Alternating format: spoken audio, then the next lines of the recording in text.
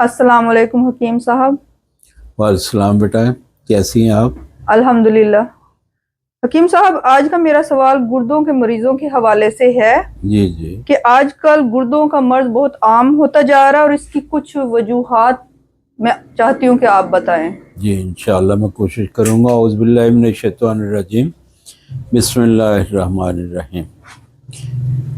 ये गुर्दों का मर्ज़ वाकई तशवीश के काबिल है कि इतनी तेज़ी से ये मर्ज़ बढ़ रहा है। इस पे तहकीक होनी चाहिए बाकायदा गवर्नमेंट की तरफ से कि ये मरीज़ क्यों बढ़ते जा रहे हैं। बजाय ये तहकीक होने के हम डायलिसिस मशीनों पे ज़्यादा जोर दे रहे हैं कि उनकी तादाद बढ़ाते जा रहे हैं।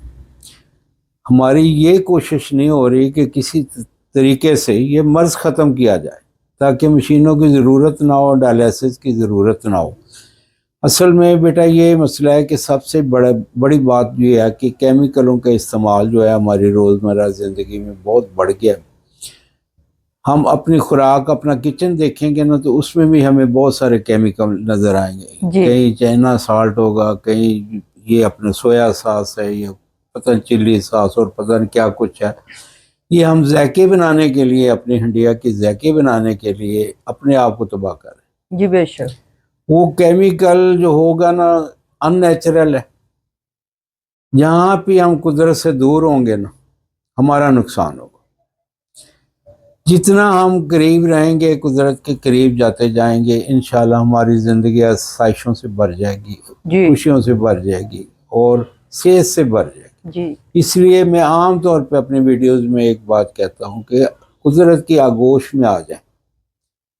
जी, नेचर की तरफ लौट, नेचर की तरफ आ जाए। नेचर यानी कुदरत की आगोश में आ जाए। कुदरत की आगोश में आने का मतलब ये है कि हम जितना ज़्यादा नेचर कुदरती चीज़ें इस्तेमाल करेंगे उतना ज़्यादा हमारी ज़िंदगी जो है वो दवाइयों से, डॉक्टरों से दूर रहेगी, महफूज रहेगी।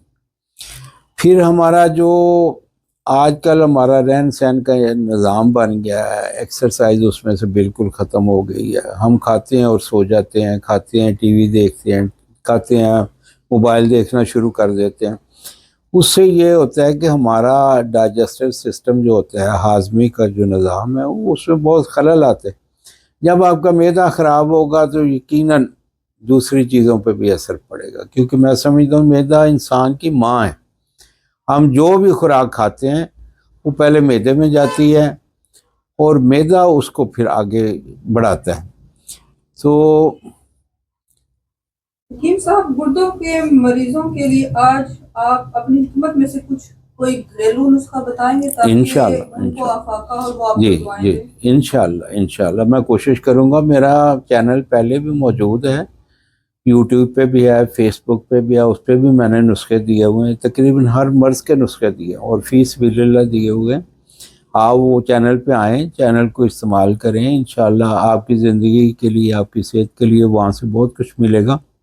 आज भी इंशाल्लाह मैं एक नुस्खा पेश करूँगा, बिल्कुल आसान सा, वो इस्तेमाल करें। और जो बंदे मरीज़ नहीं है, जिनको अल्लाह पाक ने महफूज रखा हुआ है, अल्लाह उनको हमेशा महफूज रखे, वो भी इस नुस्खे को इस्तेमाल कर सकते हैं ताकि उनके गुर्दे जो हैं वो मजबूत रहें, किसी बीमारी का सामना कर सके।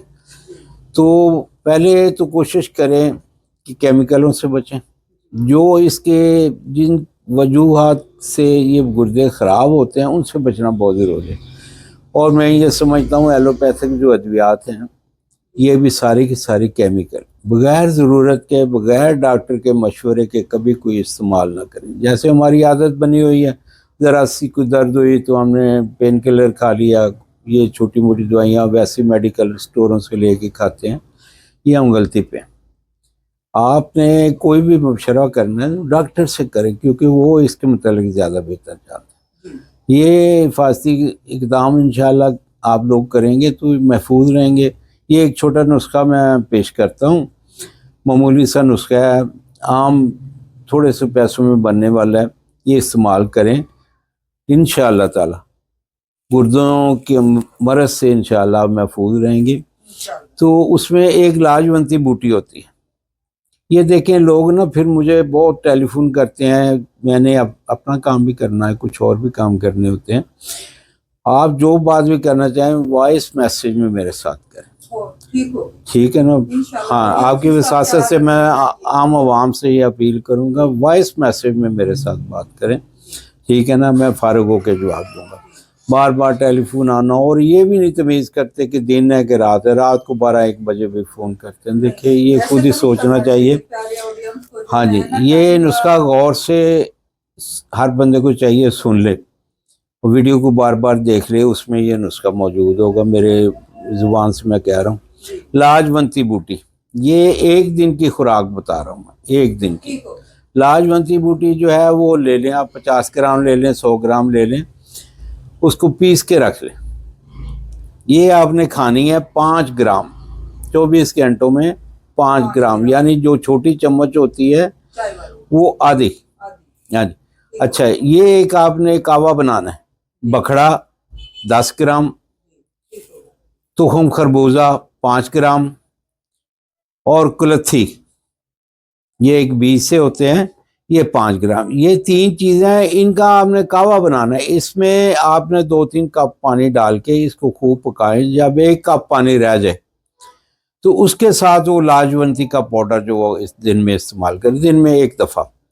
اور انشاءاللہ تعالی آپ محسوس کریں گے کہ آپ کے جسم میں تبدیلی آ رہی ہے، آپ کے گردے واش ہو رہے ہیں، اور انشاءاللہ مکمل طور پہ فٹ ہو جائیں گے.